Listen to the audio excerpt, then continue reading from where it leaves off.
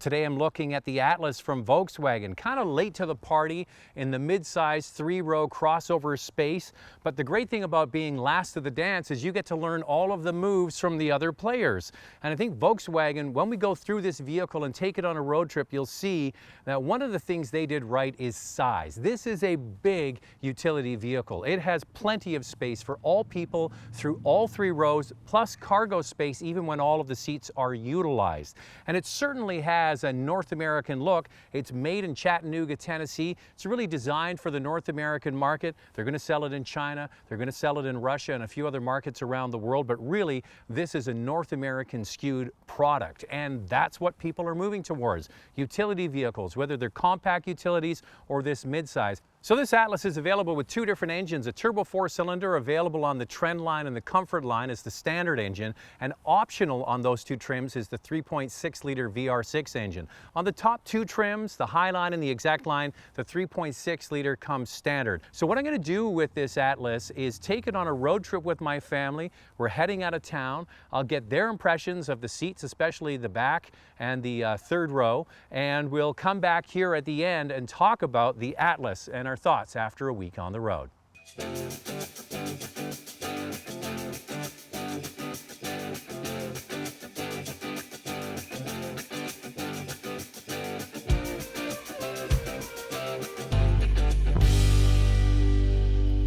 Okay, regular viewers of the channel know my wife Andrea. For those that don't, I'm the car guy, and who are you?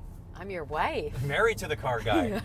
So we're heading out of town in the Atlas, and we've had this vehicle for a couple of days using it in the city. And what do you think of the looks of it?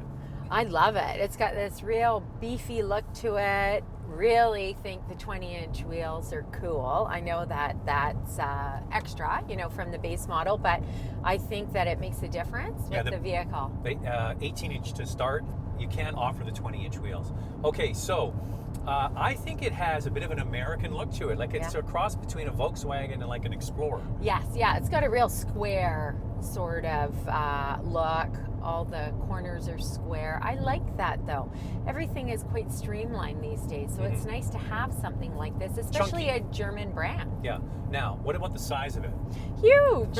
It has so much space in the front. The kids have tons of room in the back, and then we've got 4 suitcases in the cargo space, and that doesn't even cover it. Yeah, the seats aren't even, we've only got 1 of them down. Yeah. Now, a lot of times when you get 3 rows of seats, when the 3rd row is up, there's like 0 space in the back. Yes. But this one has actually plenty of room.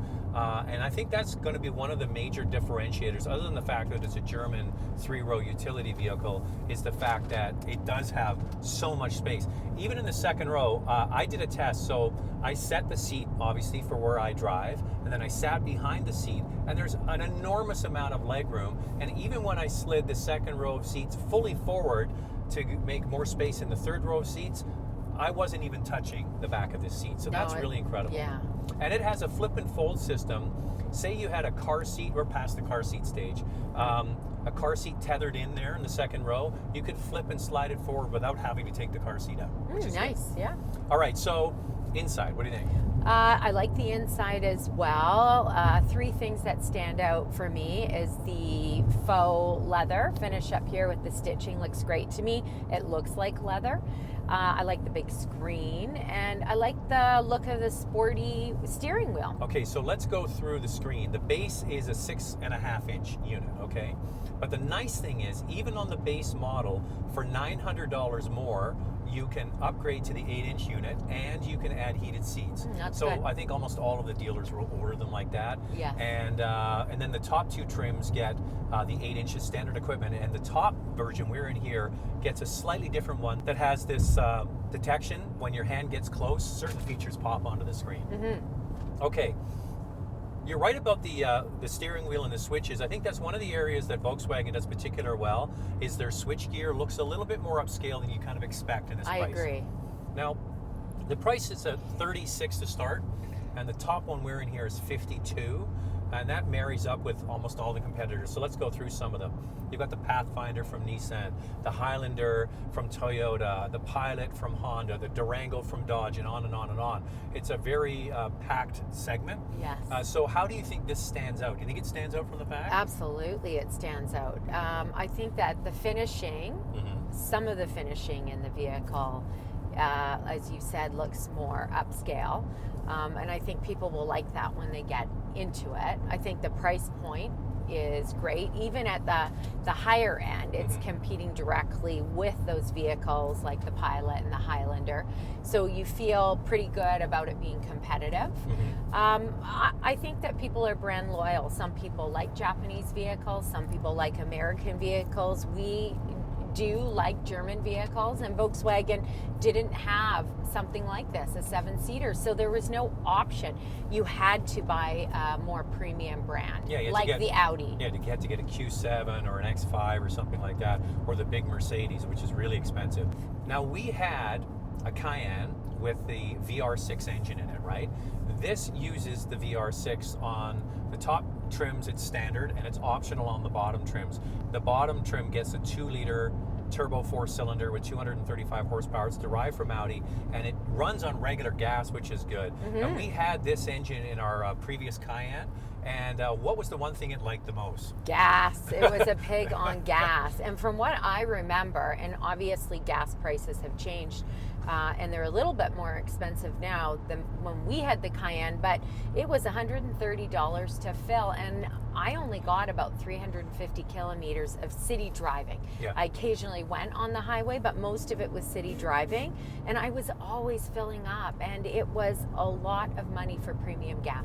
Okay, so they've made some changes. First of all, it doesn't need premium gas. That's a bonus. Okay, so ours was rated at 290. The current one is about 300 horsepower in the Porsche products. This is 275 horsepower, but it doesn't need premium gas. Same for the base 4-cylinder. So you're going to save some money there. And they added 2 extra gears to the transmission. So this is an 8-speed. So it's going to get better fuel economy than an RO gas guzzler. And driving on the highway now for a couple of hours, we're averaging about 12 liters per 100 kilometers, which isn't wonderful.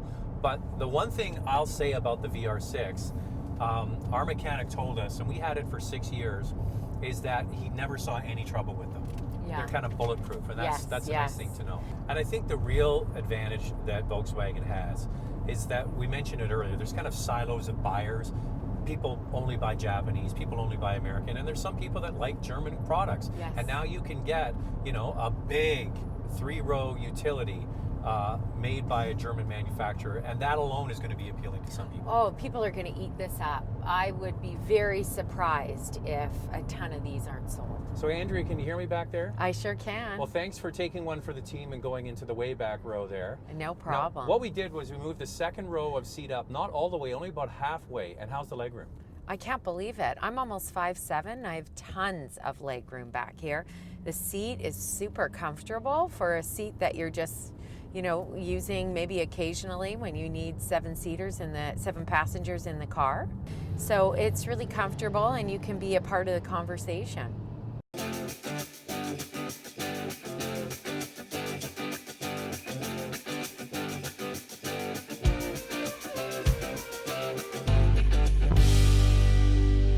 All right, let's go over the pricing again for the Atlas. It starts at right around $36,000 for the 2-liter turbocharged engine. The first VR6 is right around 40 grand. That's the one that most people should buy. If you want to get the VR6 Comfort Line, $44,000. The Highlander is $49,000, and this one you see here is $52,000. Now, as a comparison, I looked up the Durango starts at $44,000 in Canada. The Highlander starts at around $36,000, and the Pilot starts at around $40,000. So what does this Atlas have going for it?